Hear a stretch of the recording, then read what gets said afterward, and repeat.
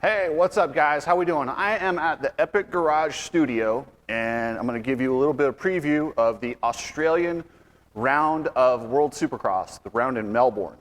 Don't forget, subscribe. Guys, if you don't subscribe, it doesn't grow. We need this thing to grow. We need to keep them in check. So anyway, guys, thank you to EBC Brakes for coming on board. They're a big sponsor. They're great products. They've got their US headquarters based here in Las Vegas where I'm at. Use EBC Brakes, guys. They're awesome. They've got big oversized rotors, clutches, you name it, they got it. All right, guys, I am gonna start with the biggest fucking problem right now in World Supercross. Seriously, guys, you've got to figure out the streaming package. You're driving me crazy. If I have to, I watched half of the Australian round on somebody pirating it on YouTube until it got shut down. It's frustrating. I don't mind paying. I'll pay your WSX $6.99 fee, but I want to see it live. I don't want to see it tape delayed. If you're going to tape delay it, don't charge for it. It's just that simple. Like, this day and age, you will lose the American fans. So promoters of World Supercross, just know you will lose the American fans to US Supercross if you can't find a way to bring that thing to us live. Fix the TV package. Priority numero uno. Fix it, guys. Needs to be done. Everything else, you're doing some really cool stuff. And you know what? Let's get into that. I'm in the empire business. Everybody love everybody! You all know exactly who I am. All right, guys, so the coolest thing about the World Supercross that I've seen so far is the way they're integrating the National Series with the World Series. So what they're doing in Melbourne, it's the pilot of having the Australian Supercross, their National Series, Friday night before the Saturday World Supercross. It's fucking brilliant. So you bring in the fan to watch, all the fans to watch their Australian Supercross Championship, and then you have the World Supercross have their practice sessions in the middle of the downtime. It's brilliant. And what was really cool about it was watching those SX2 riders, the Australian national title, the SX2 riders, which is the 250 class. These kids were sending it. They know, now they look at it and go, okay, well, I want to be on the Craig Dack team. I want to be on this team. And they were going for it, trying to show off what they could do. And I can't wait to see how this translates to other countries, like maybe when they go to, maybe bring in the British Supercross Championship, the French Championship, and have those the night before. The one thing that was kind of weird is, like, Max Anstey decided to sign up for the Australian Championship. Is he running the whole thing? I don't know.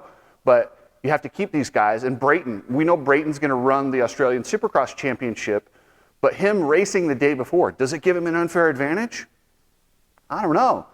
But if you only do it once, seems like it would be like, so, you know, Brayton can't go race the Australian National Championship and then do, you know, the French National Championship, just sign up every race the day before. It seems like they have to put some sort of a limit. Like, hey, you can do one national championship and the world championships. You can't do all the national championships and the world championship. You have to, like, complete the series or be a major part of that series. But Brayton's the defending champion of the Australian series. He still gets to run the number one. So you kind of have to have him there, which is pretty cool. And it was really interesting in the 450 class to see Matt Moss and Aaron Tanti, two guys for the Craig Dack racing team that are racing in the 250 World Supercross. So these guys ride a 450 on Friday night, then they change and ride a 250 on Saturday night. And I'm wondering how they did during practice. Did they practice on the 250 on Friday night, or are they saving that for Saturday? There's a lot of interesting things about this, but I absolutely love it. So guys, check out Steel City Men's Clinic. They will dial you in. Get your blood work done. Talk to Dr. Donaldson, Tracy over there.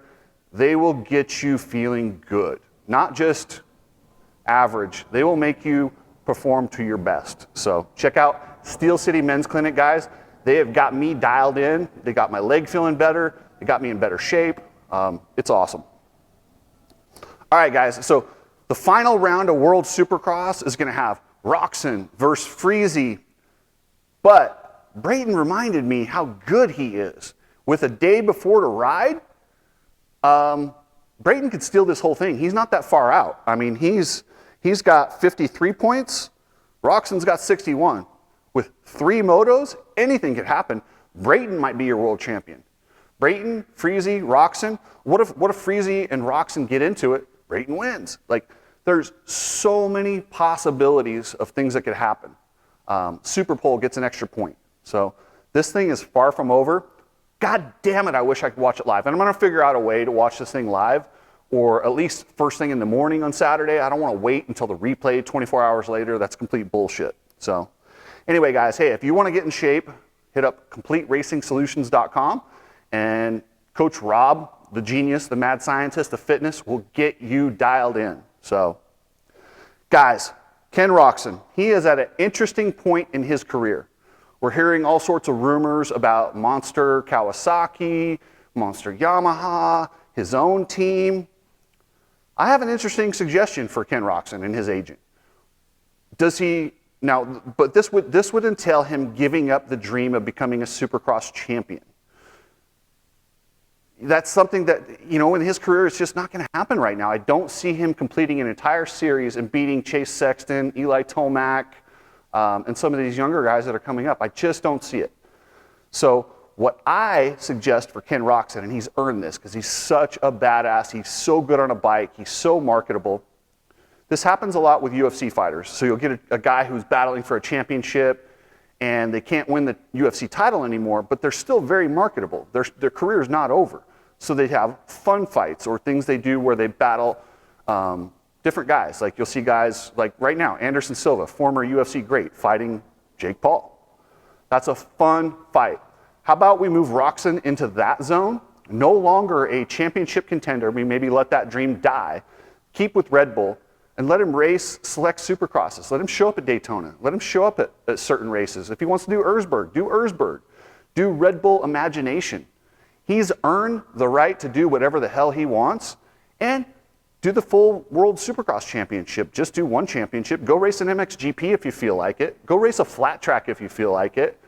Yeah, just he's earned the right to complete himself. He'll probably make more money. He'll maintain that relationship with Red Bull, and the only thing he has to let go is the United States Supercross Championship. But does that matter if he's World Supercross Championship for the first couple of years? I don't know. I don't think it does. If I'm him and his agent, that's the route I go. Because at this point in his career, he can't handle the U.S. schedule. The U.S. schedule is brutal, and they burn riders out. I mean, it's race after race after race. And now they've added more with the Super Moto World Regional Championships. Yeah, it doesn't really suit somebody like Ken who has body issues where he can compete once a month, which is like what World Supercross is going to do, but he can't go week to week to week to week. It's too much on his body, the stress, and stress is one of the things that actually causes the fatigue and some of the autoimmune issues that Ken's dealing with. So, you know, maybe doing a for fun schedule will drop that stress. And if he decides after a year of going out there, if he has some good performances at Daytona, if he wins a Daytona Supercross or podiums, you don't think someone's going to have an opportunity for him if he does decide he wants to do the full United States Championship. I'm sure they will. But I think he should take next year, instead of throwing something together or ditching Red Bull and going to Monster Kawasaki, go buy whatever bike he wants, make it exactly how he wants it, and just show up when he feels like it. I think he'll make more money, he'll maintain relationships, he'll build his brand worldwide. I mean, Travis Pastrana has proved this route can be very successful. Him and Ryan Sipes have both done this, and it's very profitable and very successful, and honestly, it looks pretty fun.